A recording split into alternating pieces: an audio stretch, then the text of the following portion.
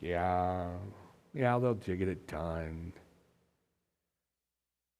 But you got to drag them kicking and screaming. You got to force them to do something. Maybe that's not the first choice that they want to do, but it's when that person says, you know what? I've got to do this. I want to do this. This is a thing that, man, if I can make this happen, if I can do this, man, that's going to be it. They're excited. They're motivated. They're focused. They see what they want to do. And it's like, okay, well, then maybe that's the person I need to use. Well, obviously, King David, he has been training and he was ready. And so I think it's wisdom on his part to say, look, who of you will actually step up and do this?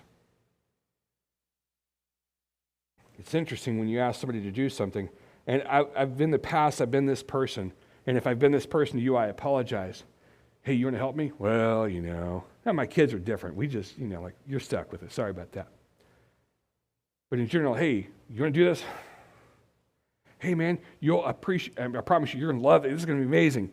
As soon as I start that process, I lost. Why? Because they don't want to do it, man. They don't. But what happens with Joab? He's like, I want to do this. What happens with King David? I want to do this. What happened with Isaiah? I want to do this. I will step in that place. I will do this thing. And I remember when I got saved, it was just like, you couldn't audibly hear it. Please, no auditory hallucinations. But it's like God really pushed on me, like, are you willing to do this? Man, I want to do this. I remember thinking like that, and I'm like, man, I got some problems probably, but I was ready to go. Now, was I ready to go? No, not even close. But my little pea brain was going, yeah, let's do this, man. Give me, let's go. And so that's the person that God uses, and I find that to be the case. And let me say this, not as a discouragement to you, but if you don't see God I got to do this thing, then maybe pray about it, and maybe that's not your thing. How many times have we been coerced in a church? Hey, we need help with the kids. That's the first place. Hey, I want to help in the church. To the kids you go, And hey, they'll slobber on you, they'll poop on you, but it's fantastic. You'll love this, right? And you're like, I just wanted to hand out bulletins or something, and you find yourself down there going, all right, well, we're really guilty of that. Years ago, I was in Memphis, Tennessee. People have heard of Adrian Rogers, right? Some of you have. It was in his church, and this is a part of there's a pastor's conference thing that I got involved in through the Faulkner County Association, stuff like that. But we go in there, and Norm Geisler is up there talking. There's Norm Geisler and this other guy. And he said something, and I thought, this is fantastic. Now, this is back in my Baptist days, so you have to understand this is funny to me, because I was, at that point, transitioning away from it, which is a bad term, but I understand it made sense then. But I was leaving that and going Calvary Chapel. I just didn't understand everything yet.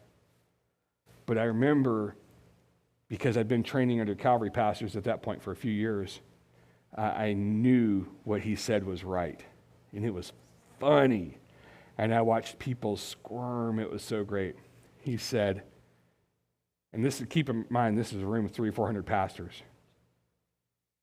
He said, how many Sunday school classes should you have?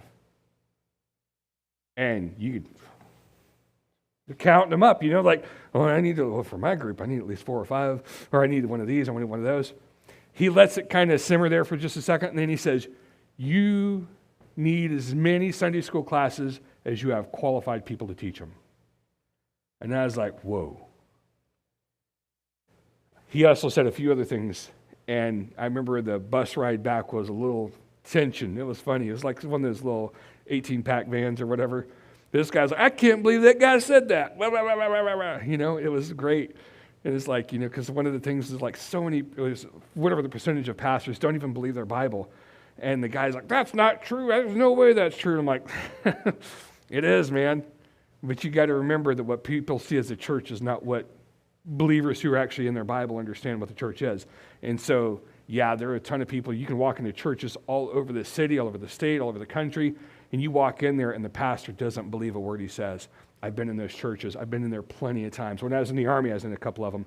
And I was like, that's when I was done with this whole God stuff and the church stuff, because I realized these guys are there for a paycheck and they're idiots. They weren't genuine. They didn't believe it.